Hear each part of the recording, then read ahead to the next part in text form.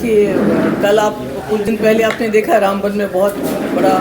حادثہ ہوا جس میں کئی جانیں گئی، ابھی کئی لوگ جو ہیں لاپتہ ہیں، ہمیں معلوم نہیں ہے۔ بہت سارے گاڑیاں دب گئی ہیں، ملبے کے نیچے ہیں، ہوٹل ملبے کے نیچے ہے، اور اس وقت سڑک بند ہے جس کی وجہ سے وہاں بہت سارے جو پیسنجر ہے،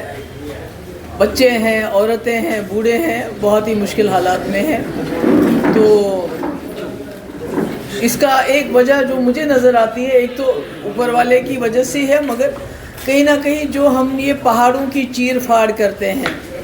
جنگلوں کو بے تحاشا کاٹتے ہیں، اس کو بنا سوچے سمجھے جو ہم واتاورن کے ساتھ اس کا ایک حساب سے سوچے کہ تباہی مچاتے ہیں، تو اس کی وجہ سے بھی یہ لینڈ سلائڈز وغیرہ آ رہی ہیں، اور دن بہ دن جو ہے جو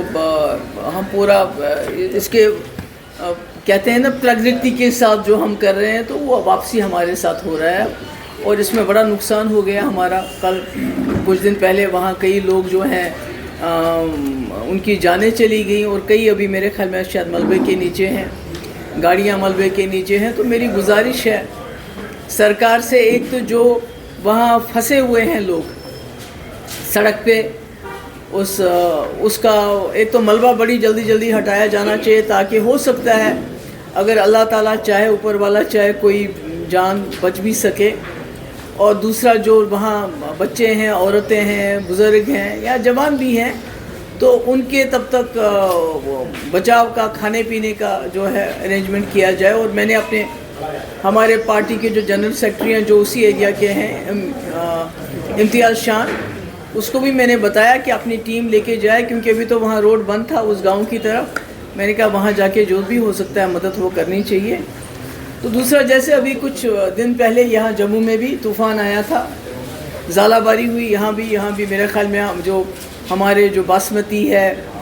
جو ہمارے آم کے پیڑ وغیرہ ہے، اس پہ بڑا نقصان ہوا، بہت نقصان ہوا۔ اور کشمیر میں بھی حال ہی میں بہت ہی زیادہ ژالہ باری ہوئی، اور خاص کر جو کشمیر کا سیب ہے اور جو بادام کی اس وقت وہ پھول لگے ہوئے تھے،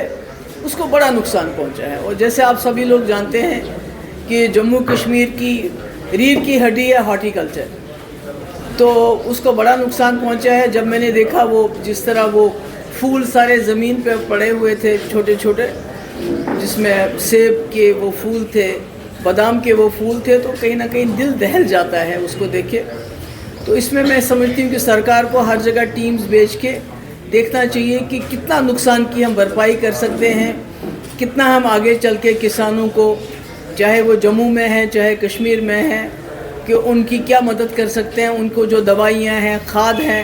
کیا وہ ہم کم سے کم قیمت پہ ان کو دے سکتے ہیں، تاکہ ان کا جو بوجھ ابھی ہے، جو اس کے نقصان ہو گیا، کہیں نہ کہیں اس کی بھرپائی ہو جائے، اور کچھ کمپنسیشن کے طور سے بھی ان کو دے دیا جائے۔ تیسری بات یہ ہے کہ ہم نے،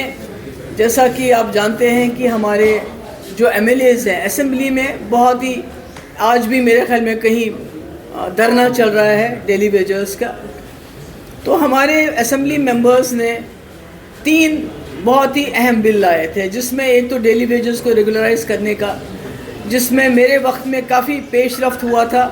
ہم نے بائیو میٹرک سب کا کرایا تھا، اور اس کے بعد 520 ہم نے لایا تھا، اس میں ایک SRO کہ ان کو ریگولرائز کرنے کا، پر چونکہ سرکار ساتھی میں گر گئی اور وہ نہیں کر سکے، تو اب ہم نے بل لایا جس کو گورنر صاحب نے اوکے بھی کیا، مگر بدقسمتی سے سرکار نے اس کو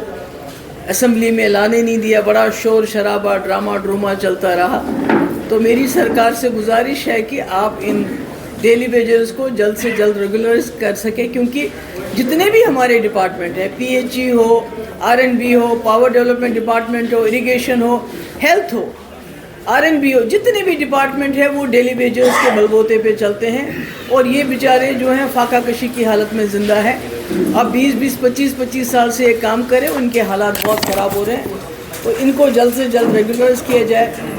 دوسرا ہم نے بل لایا تھا کہ آپ کو پتہ ہے پورے ملک میں اس وقت بلڈوزر کا بڑا فیشن چلا ہوا ہے، اور یہاں بھی وہ شروعات ہو گئی تھی، مگر کسی وجہ سے تھوڑا بہت رک گئے۔ جب ہم بھی دلی گئے، پارلیمنٹ کے سامنے دھرنا ورنا دیا، मगर अब फिर कहीं ना कहीं लोगों को नोटिस दिए जा रहे हैं, मैंने सुना बटंडी में भी और कश्मीर में भी। तो हमारी एक बिल आई थी हमने कि जो जहाँ रहता है सरकारी ज़मीन पे, खासकर गरीब लोग हैं, गरीबों के स्कूल हैं, तो उसको रेगुलराइज किया जाना चाहिए। इस बिल को भी लेफ्टिनेंट गवर्नर साहब ने ओके किया था, पर इस बिल को भी डिस्कशन में नहीं लाया गया। इसके अलावा हमने बहुत अहम रेजोल्यूशन लाए थे। एक तो ये हमने लाया था कि इल्लीगल माइनिंग, एक तो इल्लीगल माइनिंग के लिए हमने ये कहा था कि जो माइनिंग है उसको रेगुलराइज किया जाए। मगर मैंने सुना है कि अभी जिन्होंने ऑक्शन पे माइनिंग के कॉन्ट्रैक्ट्स लिए थे, जिन्होंने तमाम जो उसमें जो भी रिक्वायरमेंट्स थी पूरी करने के बावजूद उनको क्लियरेंस नहीं मिल गई है, उनको बंद किया गया है। और जो माफिया है माइनिंग का उसको चलाया जा रहा है, क्योंकि उससे हफ्ता लिया जा रहा है। अगर लीगल माइनिंग को चलने दिया जाए किसी कंट्रोल तरीके से तो आपको रॉयल्टी मिलती है, मगर जो लीगल माइनिंग को उसकी क्लियरेंस को बंद करके जो यहाँ के लोकल्स करना चाहते हैं और तरीके से करना चाहते हैं जिससे सरकार को रॉयल्टी मिल सकती है, उसको बंद करके इल्लीगल माइनिंग को पूरी इजाज़त दी है, पूरी छूट है। मैं नाम नहीं लेना चाहती उन पॉलिटिशियंस का या उस लीडर का जिसके रिश्तेदार इसमें इन्वॉल्व है, जो इल्लीगल माइनिंग का इस वक्त हफ्ता वसूल करते हैं और उसको खुली छूट दी गई है। और वो ब्लैकमेल भी करते हैं कि भाई आप हमारा इतना दे दो तो हम आपको माइनिंग करने देंगे। तो मेरी वज़ीर आला साहब से गुजारिश है कि आप इस चीज़ को देख लीजिए